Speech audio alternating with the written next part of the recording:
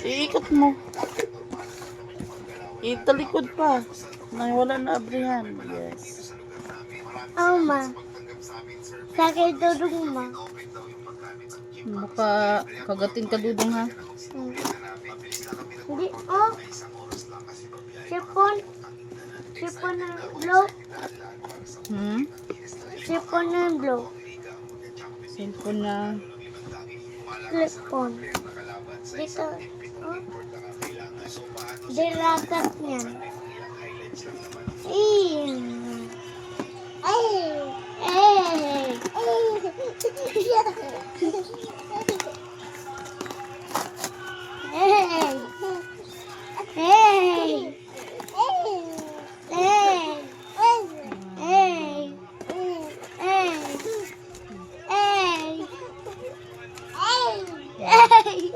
Ayan, sila yung warranty.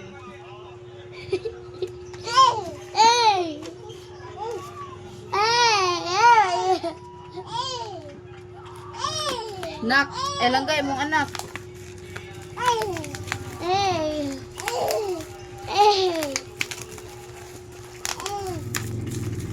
Agay! Yung musik. Dudong ma. Ay, si Siren. Sakita, uy. Feel Dudong ma. something. Buang maalaw. Dudong ba? Ikisi ka? Ikisi ka? Sakit yan, day. Lagay mong anak ba? Oh, Ningulatan na. Nangusi ka, ha? Mama. Ano dito ma? Sipon na tita. Tita. Sipon Ito, mo. day, uy. Ano sila? Ang cellphone.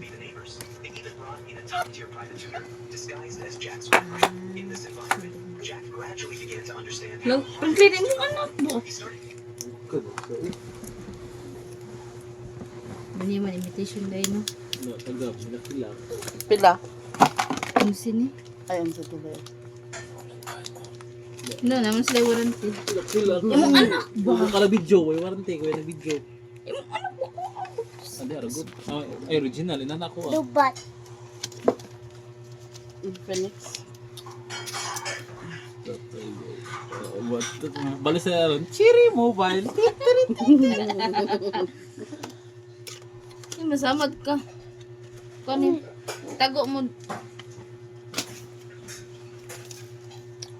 Batang manggugulo. Si panggulo ka talaga. Pag gumana na ron, pag open mo, iPhone na po. Patay na. Wala ka to yung warranty. Oh, Ano sabihin ka? Diyan mo lang, diyan mo lang ilagay.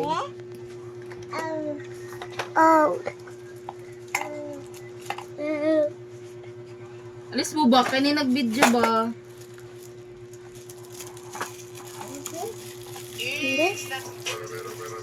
The king asked a clever man to divide the meat of a royal goose, but the man cleverly kept the softest and tastiest part for himself. He gave the king the goose's head and said, "Your Majesty, just like the head controls the whole body, you rule this entire kingdom, so this part is for you." Then he gave the queen the neck and said, "Your Majesty, you always stand beside the king, so this part belongs to you." After that, he gave the wings to the princess who was about to get married and said, "May both of you always stay together and may your life fly with happiness." Then he gave the goose's leg to the young prince and said, "One day you will move this kingdom forward, so this part is for you." Kina? Everyone sitting Patyo in the na? court understood that he was fooling everyone with sweet words, but no one had an answer to his clever talk.